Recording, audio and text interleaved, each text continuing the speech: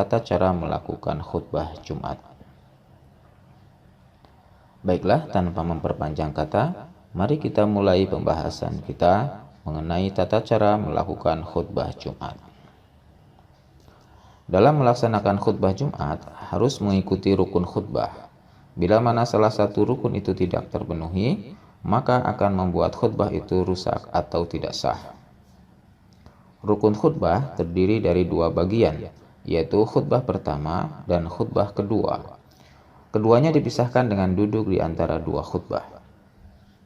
Selain itu, yang juga perlu diperhatikan adalah bahwa khutbah Jumat itu dilakukan sebelum sholat Jumat, berbeda dengan khutbah Idul Fitri atau Idul Adha yang dilakukan setelah selesai sholat Id. Urutan khutbah Jumat. Untuk memulai khutbah Jumat, khatib memulai dengan mengucapkan salam.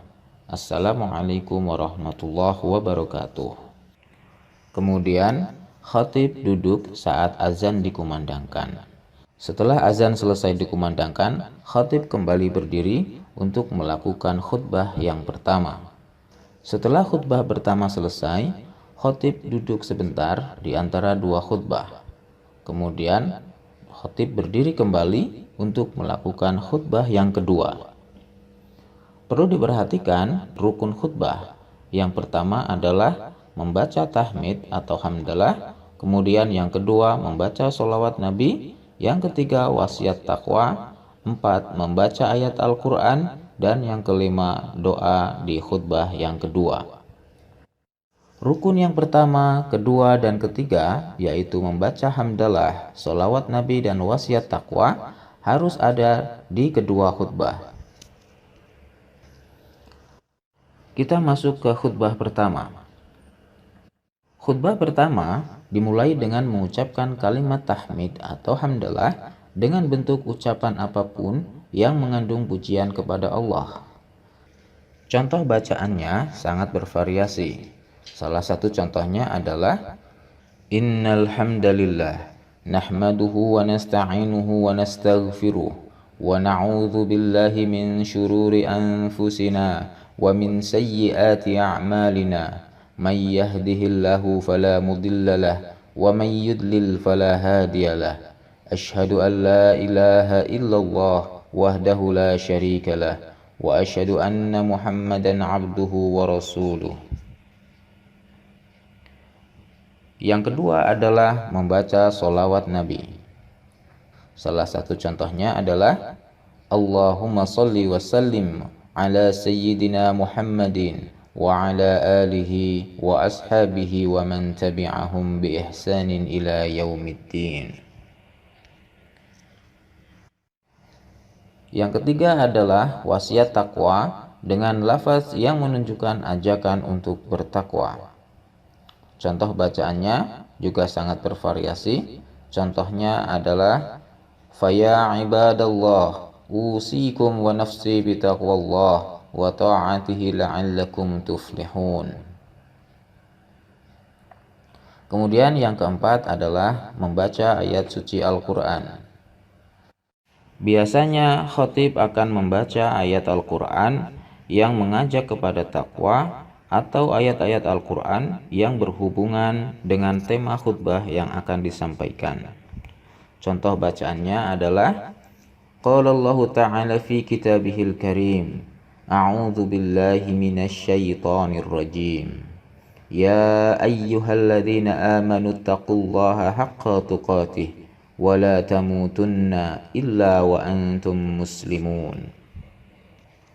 Urutan selanjutnya, yang kelima adalah memulai isi khutbah pertama. Contohnya, Ma'asyiral muslimin rahimakumullah. Dalam kesempatan ini, khatib ingin menyampaikan sebuah pesan penting dari Nabi Sallallahu Alaihi Wasallam.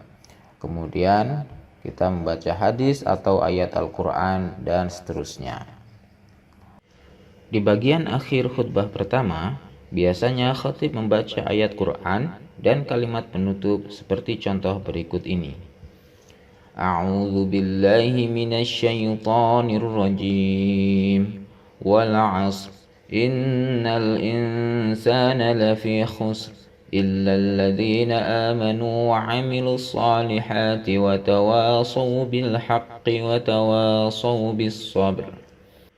بارك الله لي ولكم في القرآن العظيم، ونفعني وإياكم بما فيه من الآيات وذكر الحكيم، وتقبل مني ومنكم تلاوته إنه هو السميع العليم، فاستغفروه إنه هو الغفور الرحيم. Nah, demikianlah khutbah yang pertama selesai. Kemudian khotib duduk sebentar, lalu melanjutkan khutbah yang kedua. Sekarang kita masuk ke khutbah yang kedua. Urutan khutbah kedua kurang lebih sama dengan khutbah yang pertama, yaitu dimulai dengan membaca hamdalah, sholawat Nabi, wasiat takwa, dan ayat suci Al-Quran. Di bagian akhir khutbah kedua, khatib membaca doa untuk kaum muslimin. Supaya lebih jelas, mari kita lihat contoh bacaan khutbah kedua. Contoh bacaan khutbah kedua. Alhamdulillahi hamdan kama amara, wa asyhadu an la ilaha illallah wahdahu la syarika lah, irghaman liman jahada bihi wa kafar. وأشهد أن محمدا عبده ورسوله سيد الإنس والبشر. اللهم صل وسلم على سيدنا محمد وعلى آله وصحبه ما اتصلت عين بنظر وأذن بخبر. أما بعد، فيا أيها الناس اتقوا الله تعالى وذروا الفواحش ما ظهر وما بطن، وحافظوا على الطاعة وحضور الجمعة والجماعة، واعلموا أن الله أمركم بأمر بدأ بنفسه وثن بملائكة المسبحة بقدسه، فقال تعالى ولم يزل قائلا عليما: إن الله وملائكته يصلون على النبي يا أيها الذين آمنوا صلوا عليه وسلموا تسليما. اللهم صل على سيدنا محمد وعلى آل سيدنا محمد كما صليت على سيدنا إبراهيم وعلى آل سيدنا إبراهيم في العالمين إنك حميد مجيد.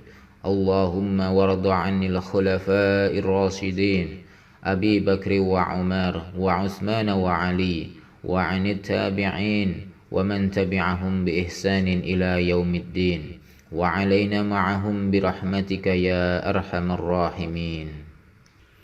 اللهم اغفر للمسلمين والمسلمات والمؤمنين والمؤمنات الأحياء منهم والأموات برحمتك يا أرحم الراحمين.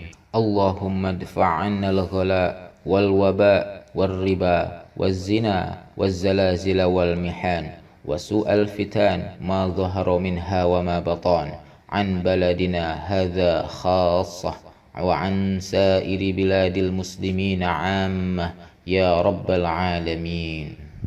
عباد الله، إن الله يأمر بالعدل والإحسان وإيتاء ذي القربى وينهى عن الفحشاء والمنكر والبغي يعظكم لعلكم تذكرون.